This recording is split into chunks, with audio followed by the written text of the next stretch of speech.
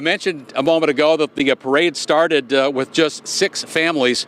I tell you what, as Jason Toctasian joins me here from across the street, that's almost the same number of people that first settled this community.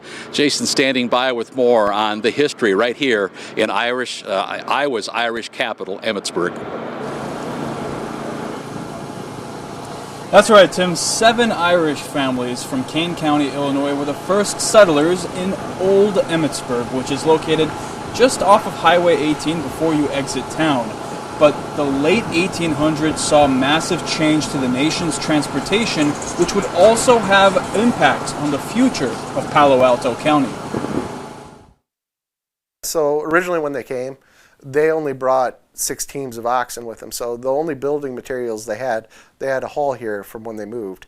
So the original homes were built out of rough cut lumber that they cut with axes by hand, and a lot of sod homes. It was the year 1856, and 7 Irish families, including the Nolans and Nearys, ended up settling in Emmetsburg Township, just 2 miles northwest from present-day Emmetsburg. Most of the inhabitants here were, at this time, was Irish Catholic. They moved in.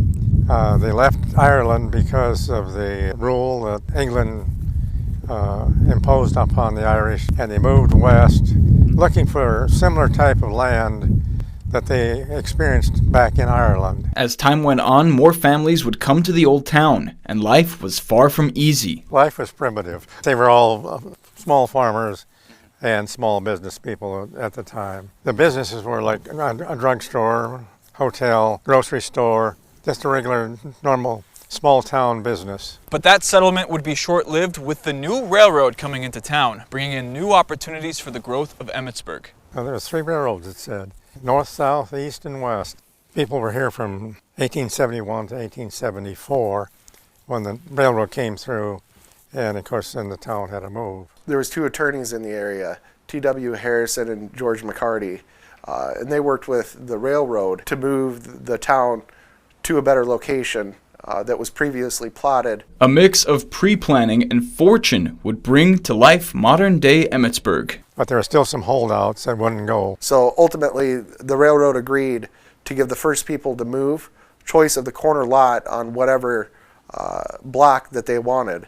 So eventually, the businesses agreed and they decided to move to the new location. Eventually settling in modern-day Emmetsburg and building houses like the one you see now.